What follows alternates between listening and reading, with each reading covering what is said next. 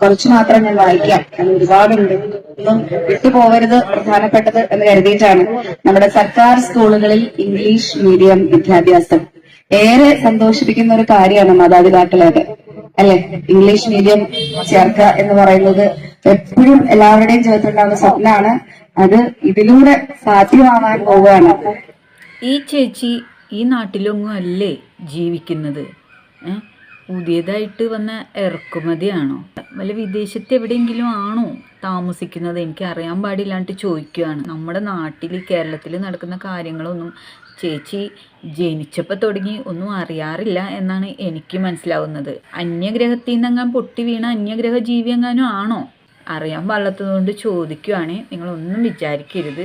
നമ്മുടെ സർക്കാർ സ്കൂളുകളിൽ ഇംഗ്ലീഷ് മീഡിയം നടപ്പിലാക്കിയിട്ട് എത്രയോ വർഷമായി.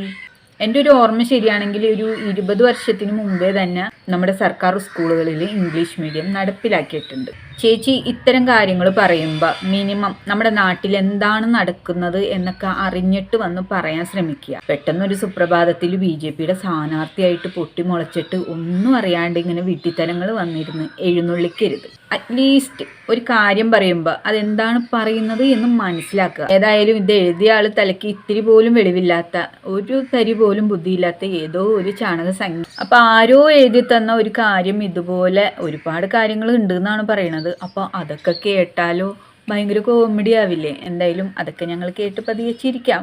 ഏതോ ഒരു മണ്ടൻ ചാണകസംഖ്യ എഴുതി തന്ന ഇത്തരം കാര്യങ്ങൾ ഇങ്ങനെ വിളിച്ചു പറയുമ്പോൾ വിവരമുള്ള ആരോടെങ്കിലും ഒന്ന് ചോദിച്ചിട്ട് ഇതൊക്കെ വിളിച്ചു പറയാട്ടോ. ഇത് മാത്രമല്ല, ഒരുപാട് കാര്യങ്ങൾ ഉണ്ടെന്നാണ് പറയണത്. ഇത് കേട്ടപ്പോൾ ഇങ്ങനെ. അപ്പം ഇനി പറയുന്ന കാര്യങ്ങൾ കേട്ടാലോ എന്താകും അവസ്ഥ അല്ലേ? വിവരക്കേട് എഴുന്നള്ളിക്കാതിരിക്കുക. വിവരക്കേട് ഒരു കുറ്റമൊന്നുമല്ല, അല്ലെങ്കിലും സംഖ്യകളൊക്കെ ഇങ്ങനെ തന്നെയാണ്. വിവരക്കേട് മാത്രമേ എഴുന്നള്ളിക്കുള്ളൂ. അല്ല, ചേച്ചിയല്ലേ ഈ കഴിഞ്ഞ ദിവസം ചക്കയാണ് താമര, താമരയാണ് ചക്ക എന്ന് പറഞ്ഞിട്ടുള്ളത്? ചക്കയാണ് താമര, താമരയാണ് ചക്ക. മക്കളെ, നിങ്ങൾക്ക് താമരയുടെ പര്യായ പദങ്ങൾ അറിയാമോ?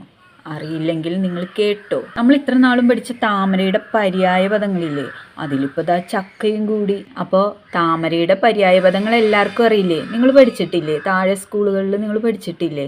അംബുജം, പത്മം, ജലജം, നീരജം, സരോജം, പങ്കജം, അരവിന്ദം, വെൺതാമര, ചെന്താമര. ദാണ്ടെ ഇപ്പം ചക്കയും. വല്ലാത്ത ജാതിയല്ലേ?